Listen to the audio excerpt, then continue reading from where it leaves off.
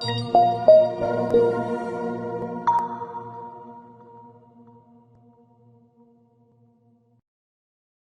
is a substantial risk of loss associated with trading forex, binary options, stocks, or equities, collectively, asset classes. Only risk capital should be used for trading.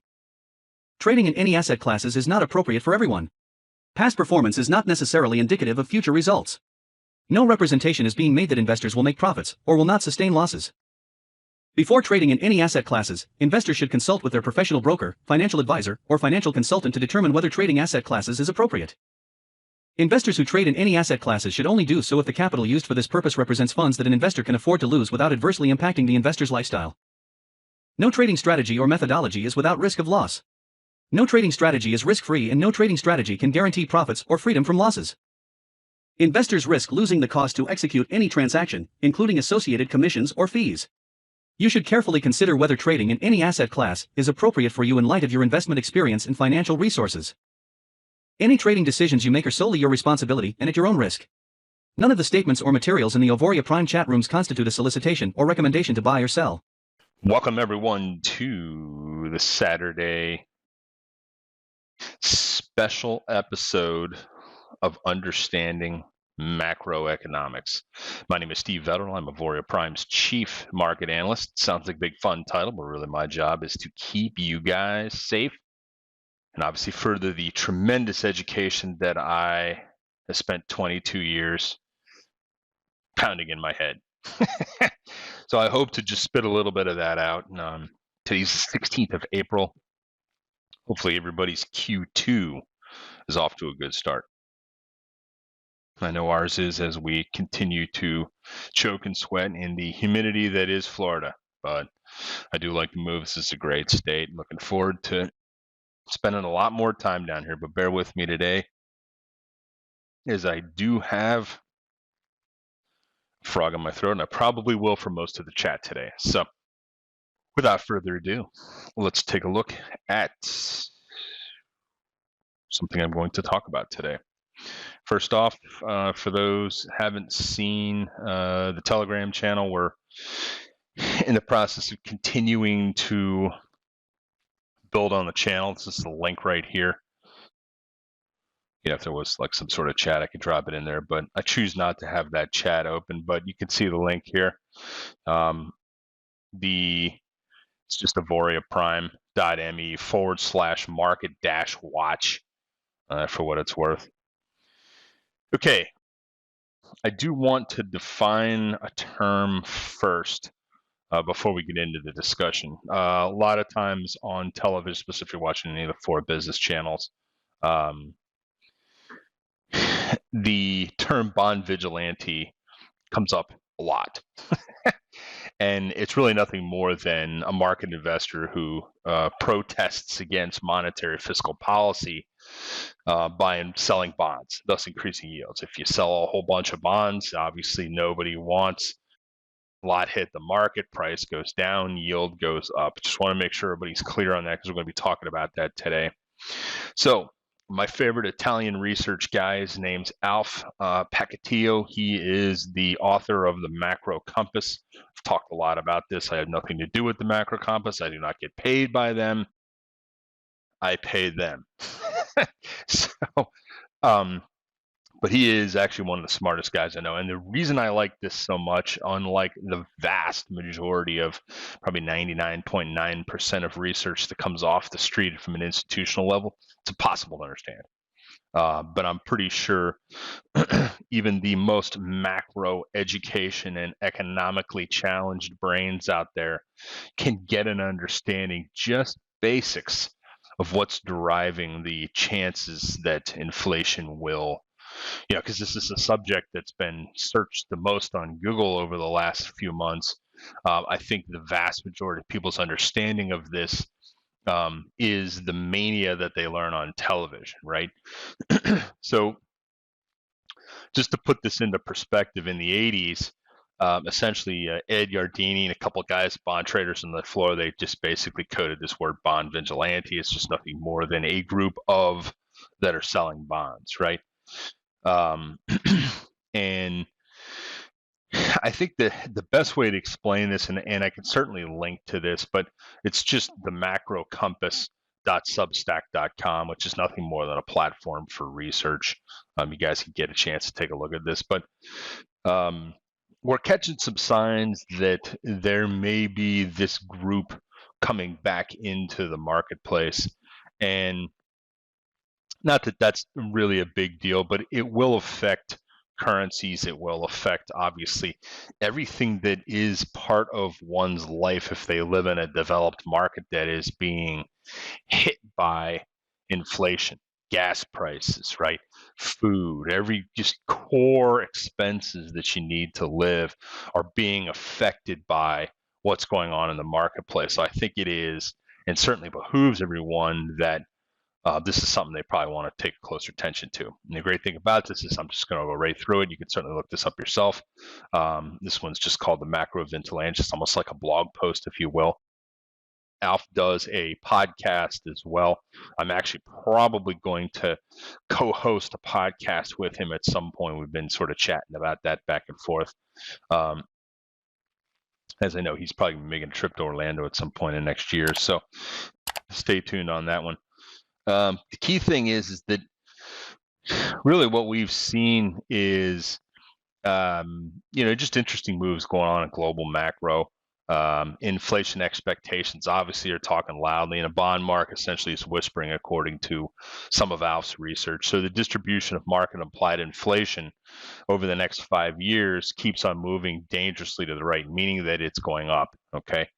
So now, and this is what's important here, U.S. investors expect to average almost 1.5%, actually closer to, give or take, 1.5% over the normal inflation rate over the next 5 years. And that's way above the Federal Reserve target, right? So the question is can the Fed get inflation back to the 2% target, right? And the probabilities that are being assigned to this are kind of off the charts. And just as you see Alf saying, he had to sort of read it twice here as well. But the interesting thing is that we've been in such low inflation, right?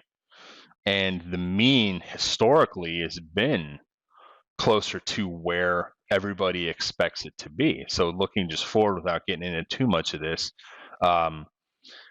yes, things have spiked up a ton, but we're back to kind of where we were at the top of 2018, right?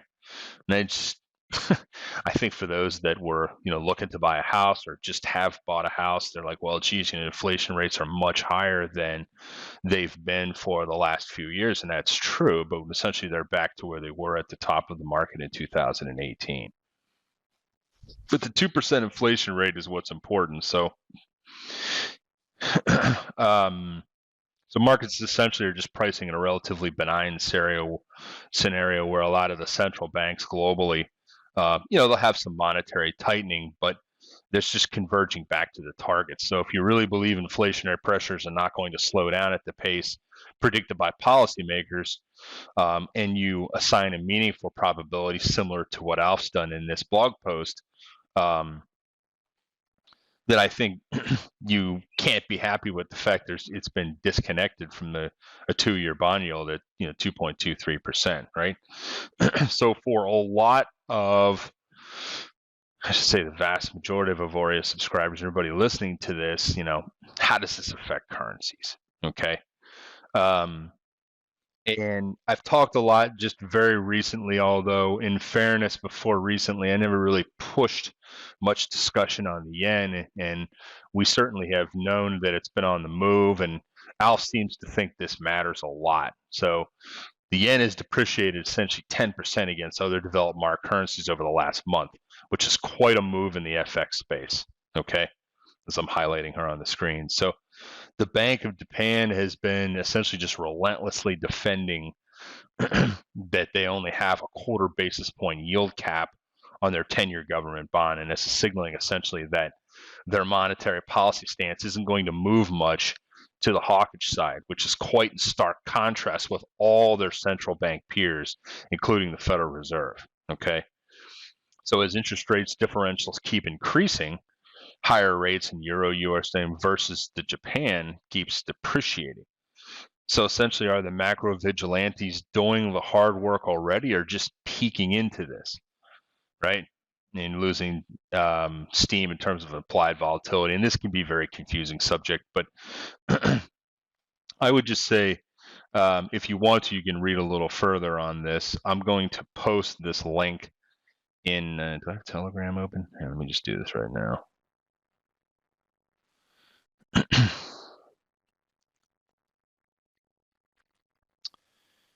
All right, Market Watch, paste. All right, there you go. You guys can go ahead and read that. Pretty good piece. Not going to go too much deeper into it, but Alf essentially, and he talks a lot about what's called backwardation versus contango in prices, and what this does, it just brings more volatility to the forex market. So I think it's important to go all that, but essentially the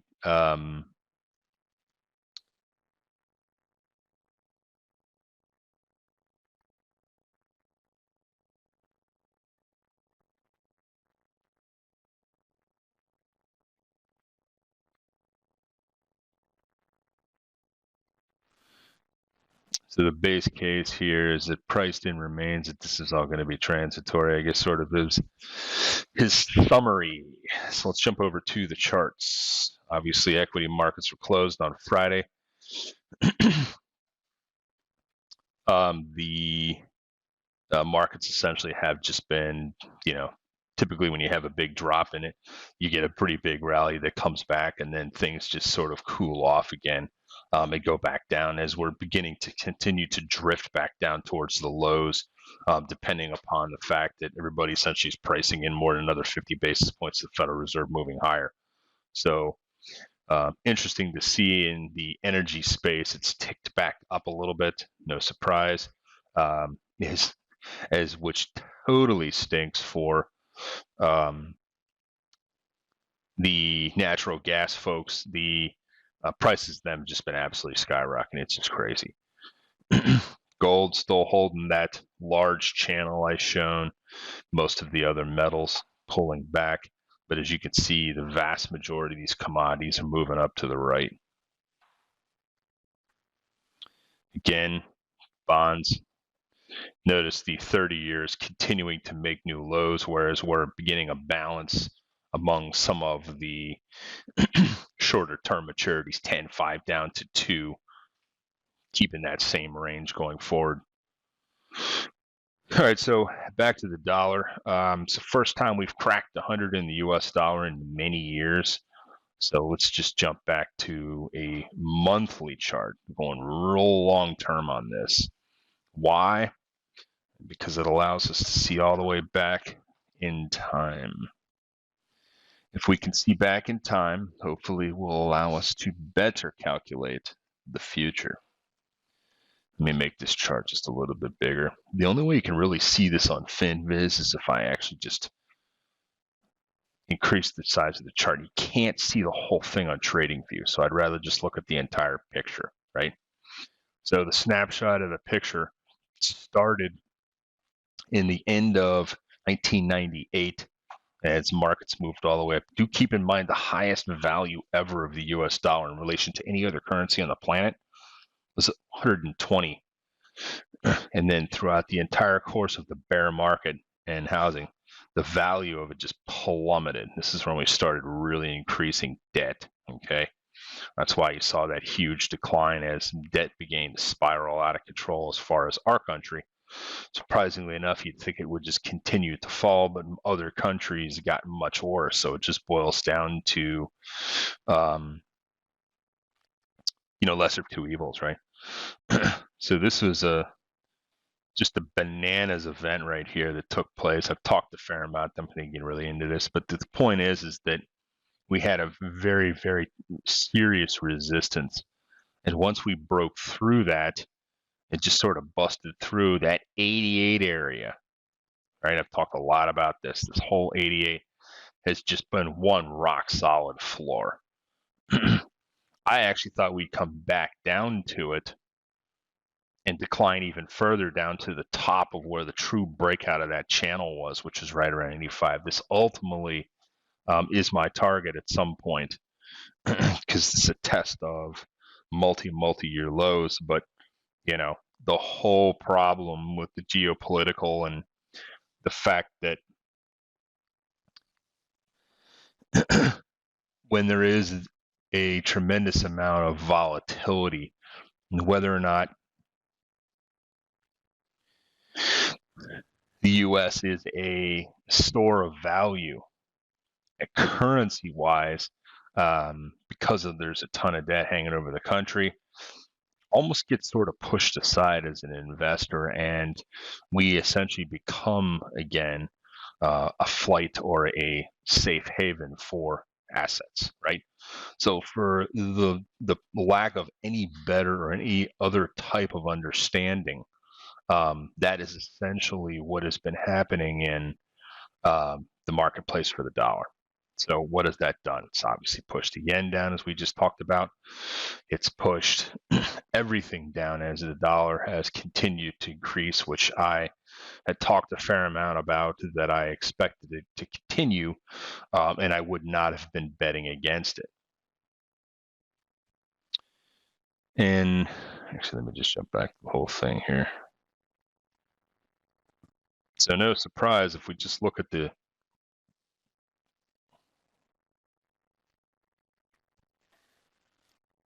just currencies only, right? So here's US dollar, euro. Actually, it looks like they made, yeah. So here's the US dollar. Obviously, it's gone up tremendously. The euro is taking obviously a complete opposite approach. The yen just off a cliff. New lows made in the euro, but notice we didn't make new lows in the pound, which has already suffered. Similar charts though, right? Canadian's been holding up better. And this was a big move, by the way. I don't know if you guys saw this here. Let's take a closer look. I mean, that is just a big drop in the Swiss franc. Look at that. We don't have a lot of systems to trade this here at Auvoria, but it's the pin action off the stuff that just gets me concerned, really. All right, so let's take a closer look at Forex Factor Counter before we jump into the charts.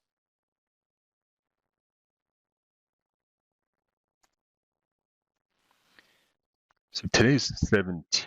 No, that's not true. Tomorrow is the 17th. Then we have 2 weeks left in the month. So just look and notice it's a bank holiday, Easter Sunday, which is tomorrow. And that has, obviously some banks closed. We sort of celebrated that on Friday. Maybe not necessarily from my kid's school, but a lot of other institutions were closed, including the NYSE, which equals every other market US based would be closed. So do note that some countries celebrate it on an actual day after the holiday, which you could probably see that right here, right? So there really isn't much going on, quite frankly, on Monday. And for what it's worth, even though American markets are open, there's not going to be much that day. I don't really see a tremendous amount. I've also talked extensively about when I don't see anything standing way news-wise, or if it's a holiday or it's some sort of half-day trading type thing. Do keep in mind there is risk in that as well, very simply because there is lighter volume in markets, and they can be toyed with by institutions and certainly high-frequency trading systems, so just keep that in mind. Looking at, I think what's important as far as just noting news pieces, next week's Federal Reserve Chair Powell actually speaks at 1 p.m. Obviously he's going to be very, very structured in his presentation. Don't know if he's taking any Q&A. But if he is, and he starts to signal that, hey, there may be something a little bit more than 50 basis points rolling down the pike in the next meeting by the Fed, that could be a real problem for the market. So I don't know that I would be trading in front of this one, anywhere around this, quite frankly. And this is 1 p.m. So you're looking at these times from a standpoint of Eastern Standard Time. I would make sure you look at this calendar and make sure to sync up to your time so that you have these times wrong. Vast majority of mistakes that I've seen over the last couple of decades by traders in terms of news is not having their time synced up or not actually even looking at their news calendar before they start trading. I never trade around any event that has any significant red flag or red folder connotation.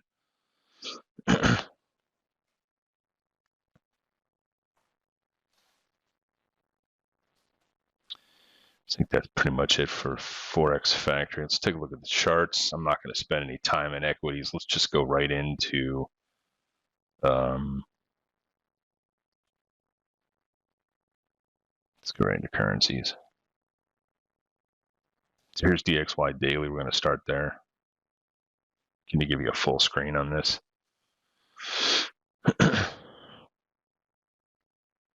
Not sure that I would put a lot into this level here if you're trading real short-term moves. I think it's right here. Nothing's formed. It certainly could drop down. This is the range that I think is support. So right here in the 99.50-ish area,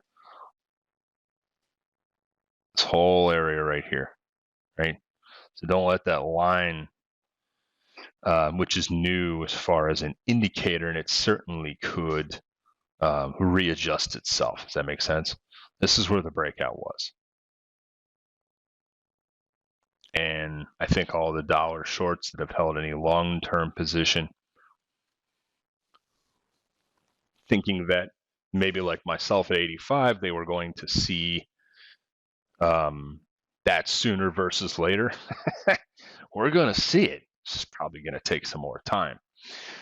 They mostly have,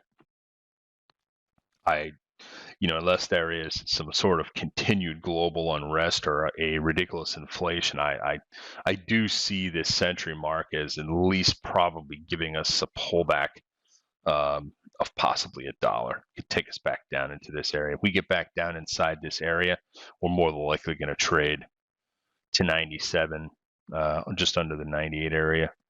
It'll test the whole range. It's typically what happens.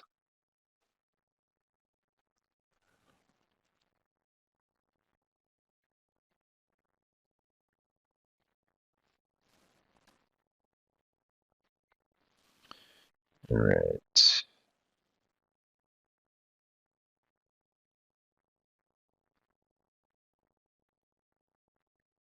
Right on the edge of the cliff here. I haven't shown the weekly, so let's take a look at the weekly on the euro. Just reset this. Maybe this puts it more in perspective. So long term, 1.06, just basically the 1.07 area. That is long-term support. Long-term, okay? If we were to go back, and I can sort of scrunch this up, you can see how this monster channel provided significant support until it broke through it, right? Could have traded this many times and you would have held in swing trades, something a little longer term in a few days.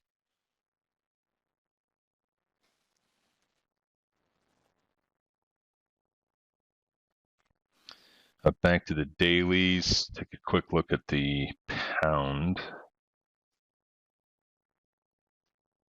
Tight range still. Doesn't mean it can't break lower. Certainly possible. The path of least resistance is down.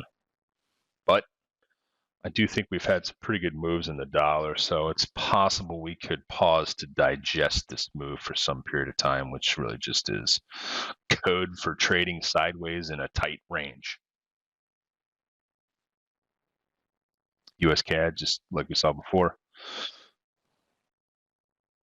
Obviously, this has got a lot of people wigged out in yen land, especially those that are of short the yen.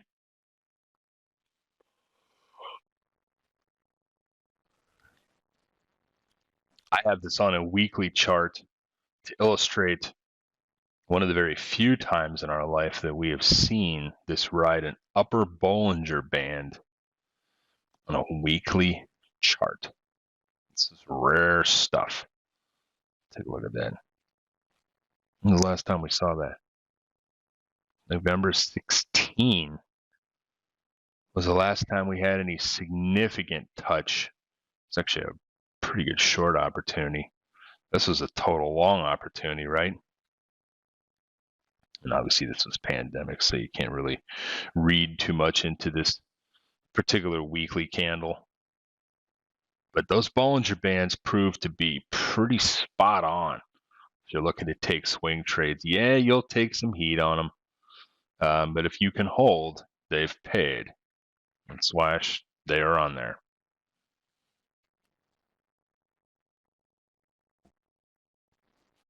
Let's take a look at the Euro GBP.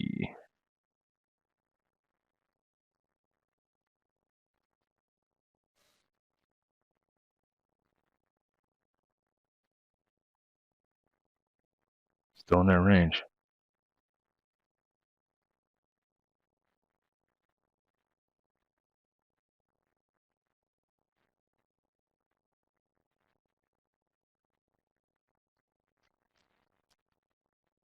Spot gold again. That funny? Right up to the top, like I had mentioned, like a bazillion times over the last 6 months. This isn't any great insight on my part, though. But just, man, every time we get to some sort of 2,100 an ounce area, there's sellers perched up in that area. Just boom. Looking at just a daily chart, I pretty much would expect this to probably break out and just rip right back to the top. Be interesting to see this time. And we got to go to the monthly chart to see that. This time, will it break higher?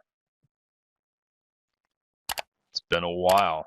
This was obviously pandemic nuttiness up here just under 2,100.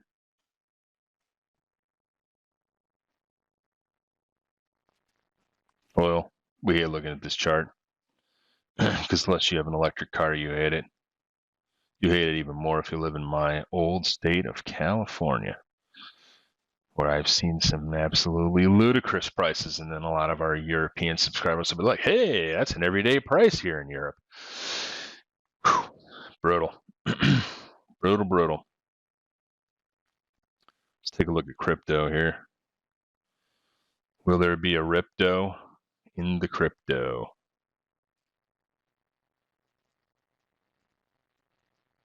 Look at this. God, vol. I mean, obviously it's a holiday week. Look, I get it. But from a daily chart perspective, the volumes have just been falling off the charts on this stuff, right? They even had the crypto crazy convention in Miami, and they still can't garner any volume-based support on an increasing participation, right? I want to see lots of market participants coming. If you didn't hear my talk on market participants and how they affect the market from an overall aggregated volume perspective, tune into the episode from 2 weeks ago, Saturday. I go into pretty exhaustive detail of why you want to see what's called initiative activity, meaning that other time frame players are uptaking a market away from a particular zone it may have traded in sideways, right? Or a a price auctioning between a low and a high. They step in the aggregate. We don't know who these institutions are. We don't know how many they are, but you can tell by the price action and the increasing volume that they are stepping into a market and taking it away from a particular zone into another one. Those are the coattails that you ride. That is not somewhere where you're standing in front of that train.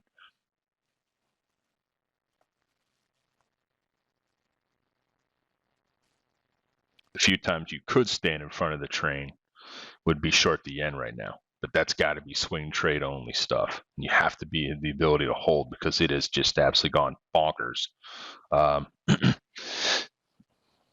Or if I must bring out the term bananas, it's bananas. All right, let's take a look at. So we looked at crap coin. Sorry, just kidding. We looked at Bitcoin. We looked at VIX. We didn't look at VIX much, have we? Yeah, it's already low. Let's take a look at GBP CAD. Let's take a look at the Neo currency right here. Go back to daily. Take a look at weekly. You want to see the whole thing. See how very, very tight range we're underneath it. So it's spent a good chunk of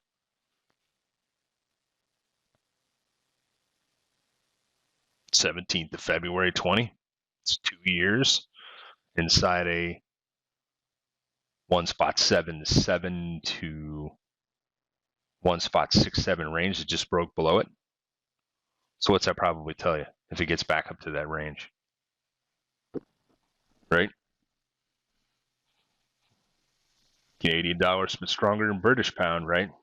For a whole host of reasons, not just natural resources. More than likely, that's going to be a shortable area. If we can test back up, it'll be our first slingshot back up.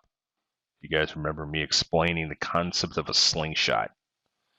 It's a rip back into a high point of an area, probably somewhere in this area, of a downtrend. It's also the opposite in an uptrend. Typically can be a good entrance point to ride that particular trend up or down in that quick reverse slingshot that oftentimes will show up. All right. I've been droning on forever here. Do give my boy Alf, the good Italian from the Macro Compass, a visit. The guy knows his stuff. He makes me look like a child when it comes to research of macro markets. So, rather than reinvent the wheel, as often is my mantra, I'd rather study the research of an expert than put all the hours into trying to become that expert, because I frankly don't have the time. So wish everybody in Auvoria a healthy and safe weekend. Happy Easter. Steve Federal, off the mic. There is a substantial risk of loss associated with trading Forex, binary options, stocks, or equities, collectively, asset classes. Only risk capital should be used for trading. Trading in any asset classes is not appropriate for everyone. Past performance is not necessarily indicative of future results. No representation is being made that investors will make profits or will not sustain losses. Before trading in any asset classes, investors should consult with their professional broker, financial advisor, or financial consultant to determine whether trading asset classes is appropriate.